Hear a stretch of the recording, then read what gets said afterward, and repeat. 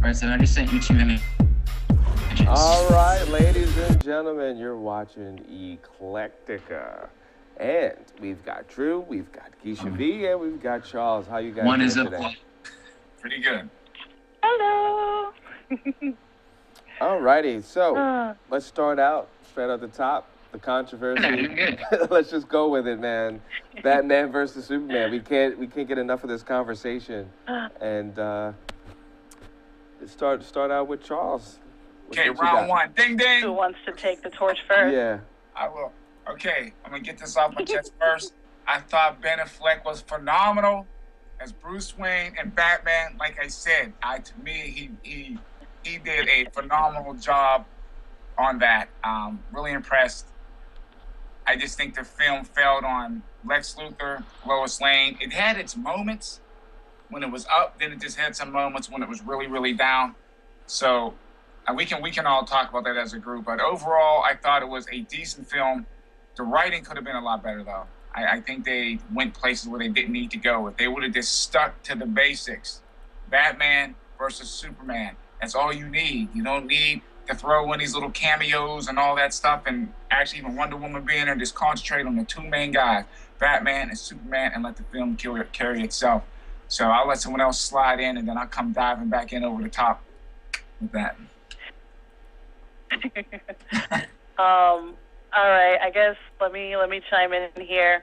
My thoughts on it, I felt that the script was lacking within story. I felt that they threw in the Doomsday thing just to be a necessary evil because they didn't have enough of the plot. They could have if they invested enough time with actually the backstory of the characters, and a lot of that could have been solved, and they would have had more time had they not rehashed Batman's origin story for the 47 billionth time. We know where he comes from. We know why he does what he does. Come on now. We don't need to beat a dead horse into the ground. They're on Batman. As far as Ben Affleck's performance, okay. He really didn't have all that much to do, honestly, because everything seemed to be around this whole family reunion between Batman's family and Superman's family. I mean, they made the puns. I'll give them the puns. They had a bunch of puns in there in reference to Superman and Batman for, like, old school jokes in, like, previous movies. So I'll give them for that. But as far as the plot, like, I really felt that they should have just had Batman versus Superman, the family reunion, because the emphasis on their families were so strong that it took away from any of the real, like, fight that I thought these guys were going to have, even when it came down to, like, the final countdown. Lois Lane, I wasn't big on her when they had the new rehashing of Superman, but I'll take her for what she's worth. As far as the Wonder Woman casting for this, I think she might have made a better Talia al Ghul for the way they introduced her into the film. I don't feel they should have introduced Wonder Woman like that, but they did it anyway. Superman, no problems with him. He acted like I figured Superman would act. Like I actually don't have a problem with his casting at all. But Ben, he didn't have too much to do, and they gave him a nice big bulky suit. So like I think he got an easy pass on this one. Can I say one more thing? As far as the casting, Lex Luthor, to me, it came across as like trying to be like the Joker. I don't know. It just was not. Oh, good, because I felt the same way. Yeah, not the typical cocky, in your face, very smooth, douchebaggy character that Lex Luthor is. You know, it did not work whatsoever. The Lex. Well, remember, I don't know if you caught it, Charles, but the way they were explaining the situation, he's actually Lex Luthor's son. He's not the true Lex Luthor. So they kind of led you down a false path there. This entire movie, like from production to trailer to actual on screen, has been a lie. It's been like, I want to give you something new, but I'm going to wrap it in the old packaging because I'm not sure if you're going to really like it or not. That's how I felt about this whole production. Yeah, but you know even what's crazy with that? If we go back a little bit, you look at the Lex Luthor, the son on Smallville. He played a better Lex Luthor. You know what I mean? So it's like, I don't know. He did. Yeah, so I don't know why they skewed off of that whole characteristic of Lex Luthor, and they just took it in a completely different direction, which made no sense. So yeah, if Jared Leto wasn't already cast as the Joker for the Suicide Squad, I would have had him. What's that, Drew? Well, True.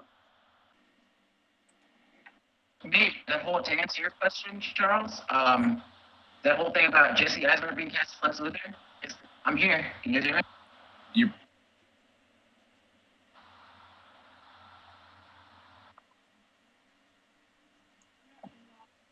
So, yeah, it's yeah, he could almost be Joker, as well as he could almost be the Riddler yeah. with that performance.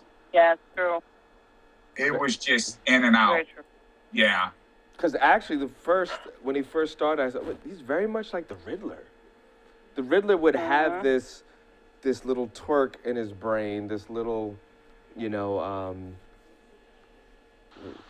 don't know, what do you call it? Not a Tourette's, but... Basically. Yeah, No, he had he this would click. have like this bipolar. He had a person- click. Schizophrenia. Right, that the Riddler should have, but then he had this whimsical vibe like the Joker normally has, and you know how that expressed. Yeah, and then whimsy. He had the whimsy of the Joker. right. Can you guys hear me? A little bit. Yeah, I can hear you. Okay. I don't know what's going on today. He had a little too much whimsy. He had the whimsy of the Joker, and he like cracked jokes like the Riddler, and neither of which were akin to Lex Luthor at all. I went on for like 45 minutes about the movie, so I'm just kind of holding back, just letting you guys do. Go ahead. It's just it's a little. Yeah, you guys gotta watch that. But You got to watch that review. Yeah, Drew went in, and he made such great points that this could have been one of the greatest superhero movies of all time. This was the movie that everyone has been waiting for. Yes, we love Spider-Man. Yes, we love, you know, again, that's Marvel, DC, you know, Marvel, DC. But in general, out of all the superhero movies, we've waited to see Batman this is a classic and waiting. Superman Yeah. together. Yeah. And they wasted the experience. It wasn't They bad. did. They like. Yeah. It was a wasted opportunity. Yeah, it was. It's curious to see what their Warner Brothers are going to do now, because the movie, it made its money back, but this isn't going to make $1 billion. It's not going to make $1 billion. Let's just be real. No. So I hate to say it right now, because I don't see myself as like a purist or one who takes sides. Marvel's winning right now, dude. Like, it's I'm about bad. to say, It's Marvel's really bad. gonna take it this year. Yeah. And oh yes, using that as like a little springboard for my thing. So in comic book news, you know, DC, they're rebooting again their comic book universe. We have now what's called DC Rebirth. I couldn't be less enthusiastic about it right now, just because it's doing that thing that comic books traditionally do, where they go on for a while and then they reset. So it's like everything just kind of just flows back and rotates into zero territory. So now, talking about what you were getting into before, Geisha, we get to see Bruce's parents get murdered all over again. Aren't you happy? But they we just get to see... reset the universe like a handful of years ago. Yeah, and they just Like did, because they reset for the New 52. Yeah. So that whole thing, we did get good like comics from that. Batman was great. I think that we've had the best run with Batman in years when it came to Scott Snyder's run. But it all resets all over again, and my fear is that DC goes the route that Marvel has done with their newest set of comics too. You have like the all new and the Marvel Now stuff. They just make the comics so where they emulate the films more, and I don't want that. That's just not fun. Yeah, no. It's not fun where a you just have lazy comics route. that are just copying the films. It should be the other way around. So DC's gonna do the same thing. I hate to say it, there will be comics that I check out, but overall I think I'm gonna be stepping back from DC when it comes to their comic books. Marvel too. I haven't checked out really any good Well, Marvel did that years back. Marvel Reset. runs in a while. They did. Yeah. They did. That's Yeah. my I remember the like best some- like they did. that They're I the same think boat. they had Yeah, they're was in the their exact Ultimate same- Universe. Yeah. Yeah. Do you think it? I don't know what it is. But- Though. I did like there's facts I really like about the Ultimate Universe. Fantastic Four had what I feel was the best. Yeah. Fantastic You- Four, Thor, Avengers. The Ultimate Universe was best. Do you? I mean, do you think it's? I don't know if I would call it the best, but they definitely, when it came to what was it?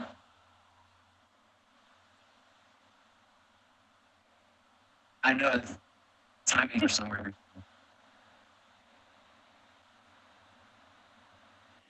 It's going through its emotions. So, where do we go from here? Excellent. Now that we have the perfect setup for the Justice League, what happens now? Honestly, Now everybody. I don't call it the process. Well, I feel what happens now is DC is going to do what Marvel had done, only they're doing it kind of backwards. They're going to have their individual films come out for each and every character and pray to the cinema gods that they bank on the money from each of these films. I hope it doesn't clash with anything that Marvel puts out because it always makes an issue. But if they do what they should do, as far as like how good Cyborg was looking, I'm interested to see. I don't think that they're going to give him his own film, but I do feel that he would probably be a really good chunk of the Justice League movie if they do it that way. I think Jason Momoa would probably carry Aquaman pretty well. I mean, hell, I'll pay money to see him on screen regardless, as a simple fact, but all in all, I'm very interested to see how they bring that character that's kind of been the butt of like all the jokes amongst comics history to life and put him in a strong position. So I'm hoping they do him justice on that. But they're going to have it. They're going to have their Justice League. Now the question becomes, can it become as good as the Avengers? That's the question. No, at this point, my prediction is no.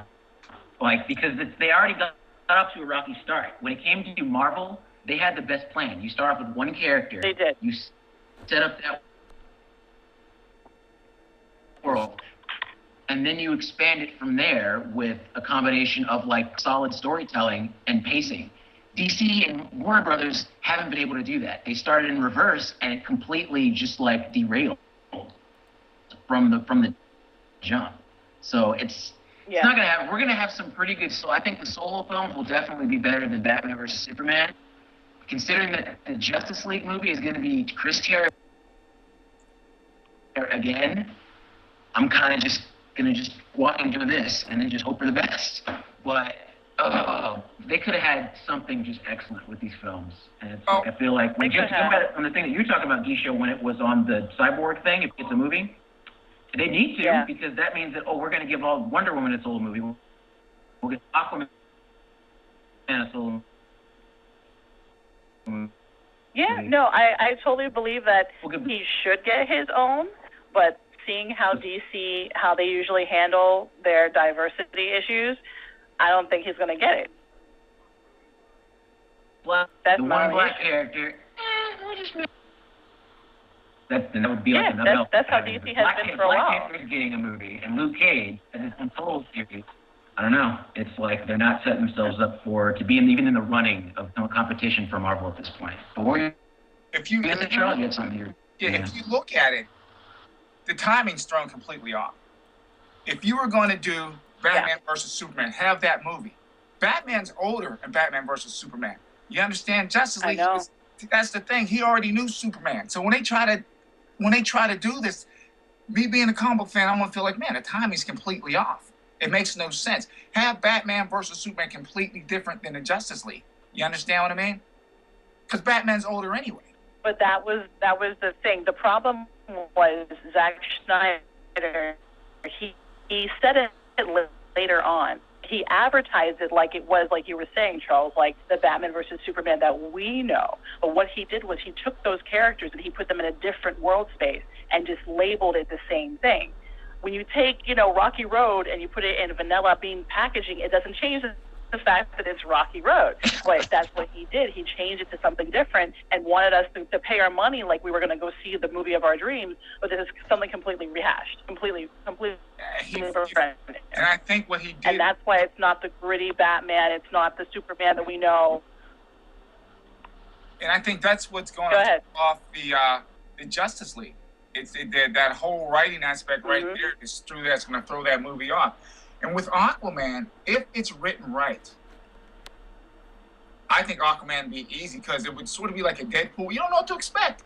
You don't know what to expect really out of it. People they don't have high hopes for Aquaman because they see him as the low-ranking one. I think it would make a phenomenal thing. You can do a thing with Aquaman.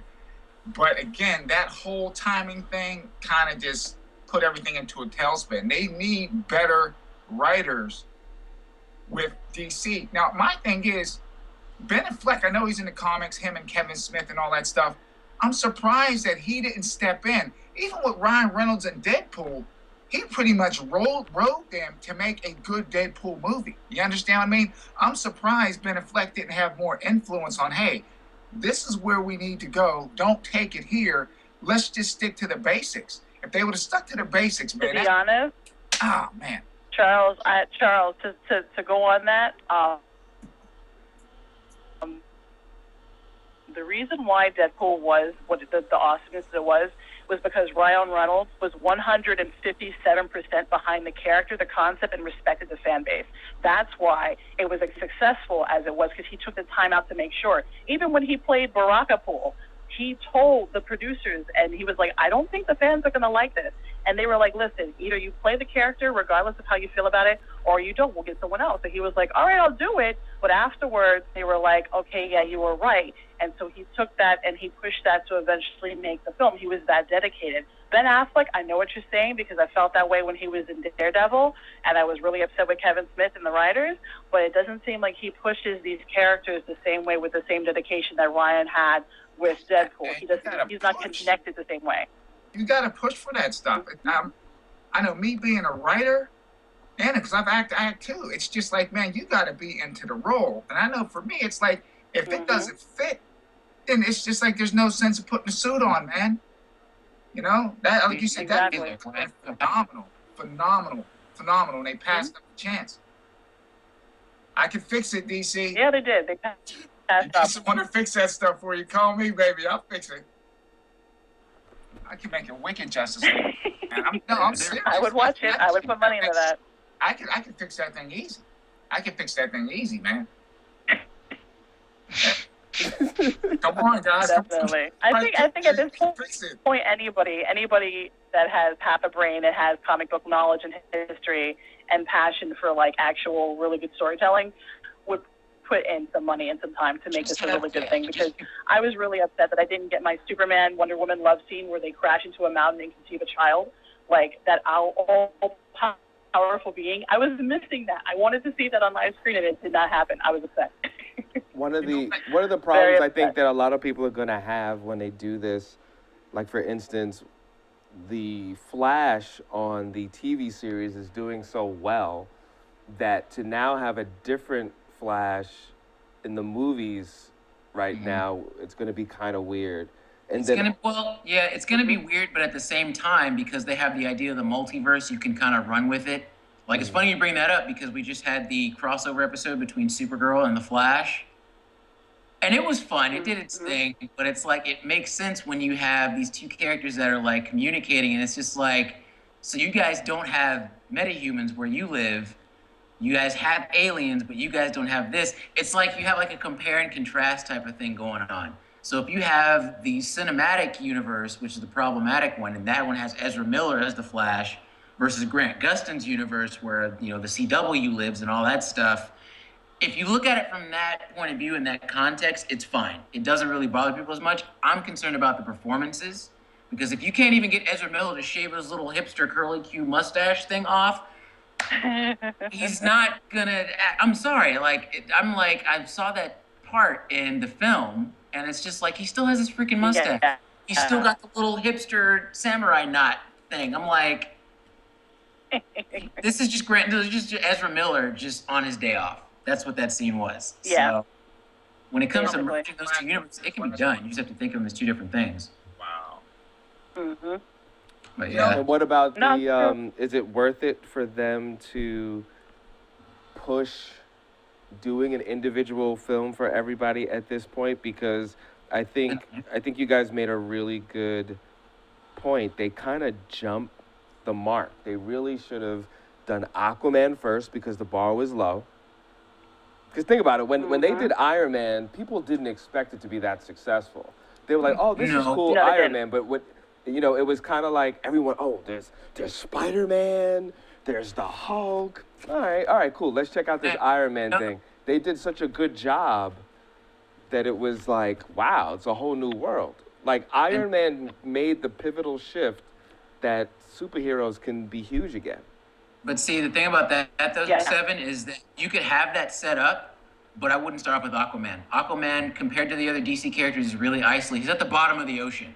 So when you're trying to set up an No a pun broader intended. world that are occupied, no, that's occupied by like characters like Superman, like Batman. They have all these different cities where like the Flash lives and stuff like that. You don't want to start off with the character that's isolated from all those, so you can't tie them in or make references to them. Same thing with Wonder Woman. You wouldn't want to start with Wonder Woman because she hasn't dealt with people, period, aside from like other Amazons. That's Right. true. They needed to use strong cameo appearances. If you're gonna put them in a film, put them in a damn film. You understand? Yeah. It's that Yeah. simple. That little flashing thing, man. No, if you're gonna have Aquaman in there, you could easily write something in there that would be like, man, oh, you see when Aquaman came in? You know That's all what's you funny need. about all this, though? When you look at the DC animated universe, they did that. They did that with Flashpoint. And they introduced everybody who didn't know everybody in the alternate universe. And they were able to do it very, very wonderfully. What they need to do is to have the writers from the animated universe write the live action shit. That's what they need to do. Problem Yeah, that's solved. what people have been saying, yeah. But People this have been is saying another that thing lately. too. What they're going honestly for Justice League to work, and I honestly right now with this jumbled up mess that they wrote for Batman versus Superman, they are going to have to do what they did for X-Men. The first few X-Men films were garbage. The first one was trash. The second one was okay when Wolverine took and killed all his people up. But the X-Men films now Last should Stand be was what they were bad. before. You understand what I'm Yeah. saying? Yeah, So yeah. that they almost have to go Yeah. back and do what Marvel did with the X-Men to make this thing work, or they're going to be in trouble. So you're saying that they basically need to already reboot again a franchise that's been started since 2010, 2011, after not even a 5-year lifespan. Like, that's just, at that point, you need to sit back and really be like, is this franchise worth the cost? Because But that's kind of what they're doing with the comics, though. It's like they're not thinking when they do it. It's like, okay, let's just go ahead and do this instead of saying, hey, this is what we're going to do. This year we're going to do this. They don't project. They don't look forward. It's like they're trying to run with Marvel. Do your own thing.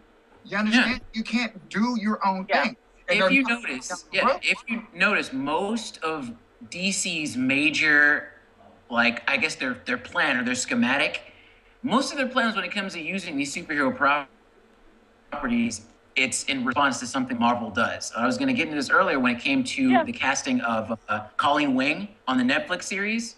Like, you can see how the pieces are coming together because Colleen Wing is going to be in Iron Fist. Meanwhile, Misty Knight is going to be in Luke Cage. These two characters in the comic books, they know each other and they eventually go on to be heroes for hire. You can already see them doing, like, setting the groundwork for what could be their own series on Netflix. And then it's like, in response that you have DC just say, oh, well, we're going to make a Teen Titans series on this channel. We're going to have Supergirl Oh my on God, yeah. CBS. And then we're going to have the Flash, Arrow, and Legends of Tomorrow all on one station. And we're going to make them all cross over. It's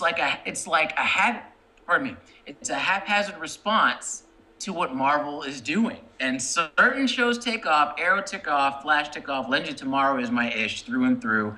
Then you have like Supergirl, and I'm just kind of like, that's all right. But everything is No, in response. Supergirl's to not doing it for me.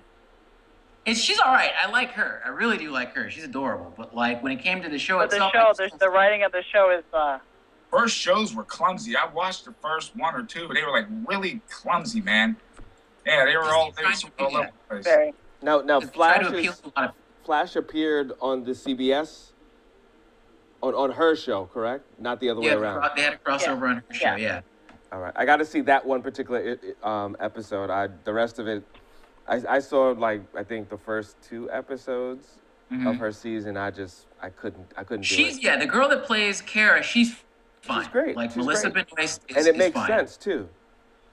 Like the way she acts is like, as far as her acting, I think she does a pretty good job, and she does appear different when she wears the whole suit and everything. I just don't like the writing of the show. I think everything is Yeah. No, very. the writing of the show is pretty. It's very like it should Unfortunately. be on Nickelodeon. That's all, man. You used to call it. Don't ruin the next generation of geeks with that on Nickelodeon, man. It Come might on. as well be on Nickelodeon. I'm sorry. It's Oh very. my God. No, it's very. But see, that's just the whole motif and like theme of Supergirl. She's a very bright, spangly, happy, shiny character. Like she's always drawn to be that way because she's the cousin of Superman, and she's a girl. Exactly. So they want girls to be like, oh, like what Geisha said, oh, the lighting is really pretty.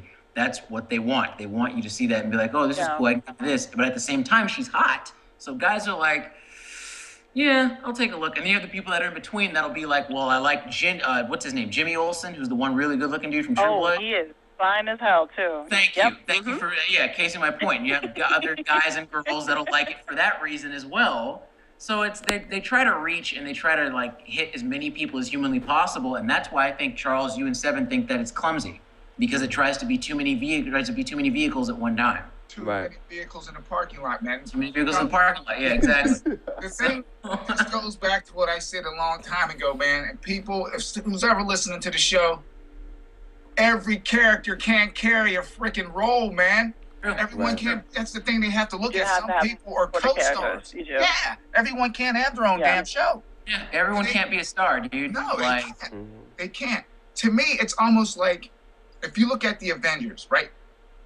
The Hulk itself cannot carry a whole movie. There's just no way. He just, when he comes in, though, people get hyped up. Oh man, no.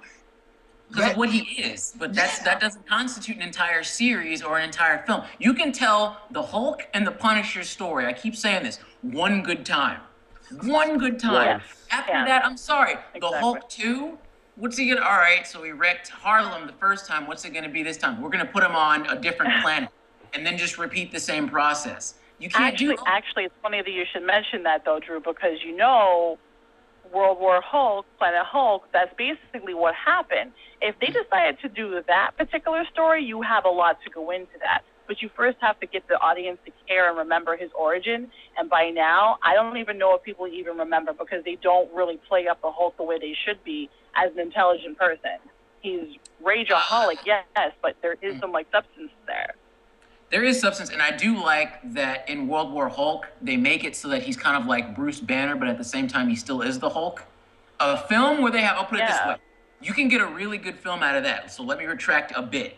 You can get a really good film out of the Hulk if you merge the essence and like the character of Bruce Banner with the abilities of the Hulk. Because then you have this John Carter of Mars meets the Incredible Hulk type of deal where he can still be intelligent and still convey depth and not just be a rageaholic, and then convey a proper film. So if they go the World War Hulk route, they've been teasing it for like 5 or 6 years now. Maybe we'll get there eventually. That would be cool. But then immediately after that, he has to come back to Earth and then just be relegated back to just the Berserker and Tank again, because he has all the other characters to work with. Well, so again, 1 or 2 good times. And then when he came back to Earth, all he did was beat the crap out of everybody that was part of the Illuminati that sent him out anyway. Yeah, it was the same thing.